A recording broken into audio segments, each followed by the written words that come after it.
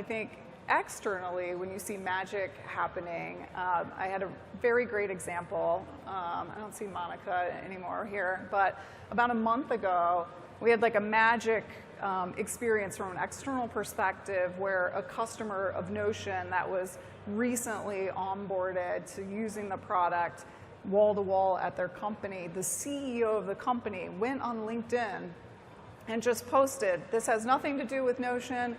I just want to share how amazing this journey has been to get on this product, and the adoption at the company has been so amazing to see, and wall to wall, and people are so highly engaged." And that will probably be a memory that never leaves me, that like externally we made magic happen because there was no conversation that happened with us at all. Someone, a CEO, took the time to write that up and to recognize the company and the team.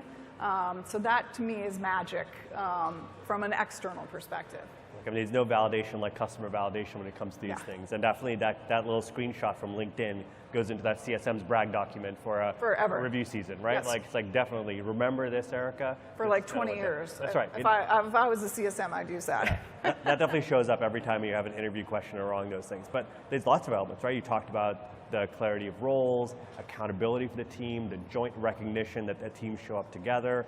And I think a little bit of this is also about the mutual respect of everyone kind of like knowing that you trust each other in the game. You know, one analogy I use, like, we don't always talk about customer obsession. Like, that's a big part of every organization that is really focused on delivering value. But sometimes customer obsession can turn creepy, is how I think about it, right? Imagine your entire revenue organization, you're always in everything in front of the customer at the same time. It's like one of them and four of you in every meeting. That is kind of creepy, right? Like, that is the wrong side of obsession on the customer side. So having those lines set up where you know what you're all doing, and then you have a common language by which you talk about different stages of the customer lifecycle. There's no sales framework that's like pre and post sale. If you decide qualification is MedPick, everyone speaks the language of MedPick. Whatever you pick, it's common. And then the thing that I've always loved is this idea of like leadership interchangeability.